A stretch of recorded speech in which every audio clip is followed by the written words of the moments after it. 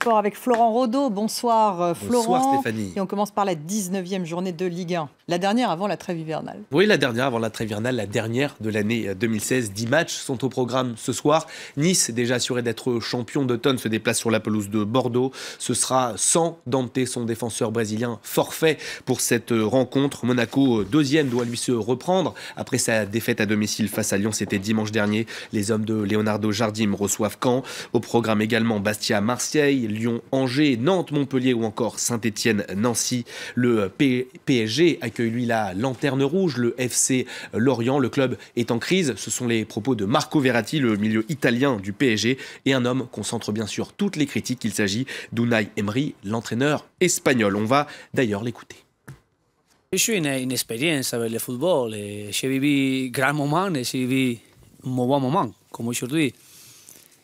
Mais je suis très optimiste.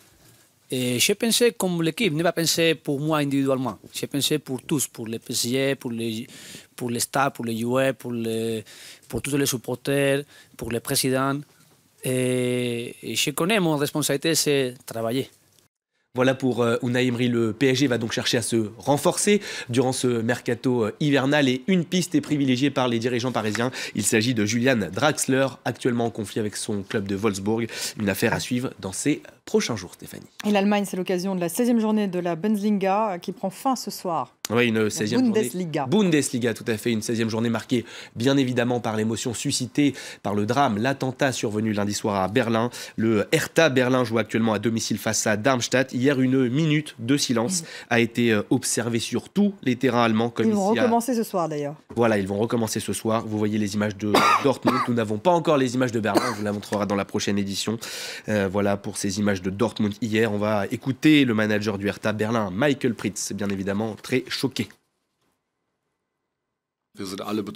Nous sommes tous touchés. Cela s'est passé devant la porte de nos maisons, dans notre ville.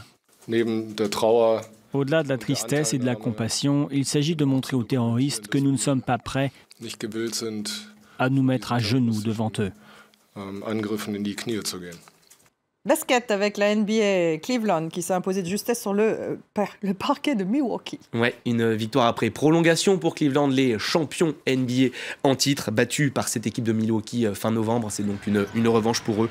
Grand artisan de cette victoire, LeBron James, bien sûr. Le King signe une performance de haut vol, 34 points, 12 rebonds et 7 passes décisives pour lui.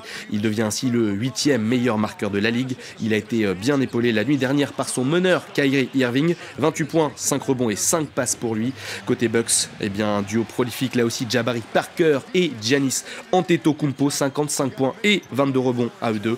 Le match, je vous l'ai dit, s'est joué en prolongation et à ce jeu-là, c'est LeBron James le plus fort. Victoire finale de Cleveland, 114 à 108. Dans les autres matchs de la nuit, succès des Spurs de Tony Parker sur le parquet des Rockets. Le Français a disputé hier son 1100e match de sa carrière en saison régulière. Victoire également, vous le découvrez, des Clippers, des Kings et des Warriors dans la conférence Ouest. À l'Est, Brooklyn n'arrive toujours pas à sortir la tête de l'eau, tout comme les Sixers de Philadelphie, encore battus la nuit dernière. Et comme tous les soirs, des nouvelles du Vendée Globe. Oui, le skipper de Banque Populaire, Armel Lecléache, accentue son avance en tête de la course. Il devance toujours le Britannique Alex Thompson sur Hugo Boss. Il a déjà parcouru 2 tiers du parcours. Il est attendu au Cap Horn ce vendredi. Il a désormais plus de 500 000 d'avance sur Hugo Boss et Alex Thompson.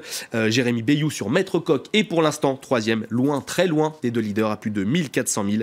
La mauvaise nouvelle de la journée est à mettre à l'actif de Paul Meillat sur SMA, victime d'une avarie. Il tente désormais de rejoindre soit la Nouvelle-Zélande, soit la Polynésie. Cela dépendra du temps. Et ils sont encore 21 navigateurs engagés dans le Vendée Globe. Direction à présent le spot de Nazaré au Portugal avec ses vagues impressionnantes. Vous allez découvrir les images, il n'y a pas besoin de trop parler quand vous allez découvrir ces images. C'est là que se sont donné rendez-vous 24 des meilleurs surfeurs de la planète. Au menu, des vagues immenses et le mot n'est pas galvaudé, des véritables murs d'eau de plus de 10 mètres de haut. Le grand vainqueur est à l'image, il s'appelle Jamie Mitchell, il est australien. Derrière lui, le Brésilien Carlos Bull termine 2e. Voilà pour ces images de Nazaré au Portugal, paradis des surfeurs. Superbe. Merci Florent. Merci à vous Stéphanie. Pour le journal des sports, vous restez avec nous, on se retrouve dans quelques minutes après la météo et la pub.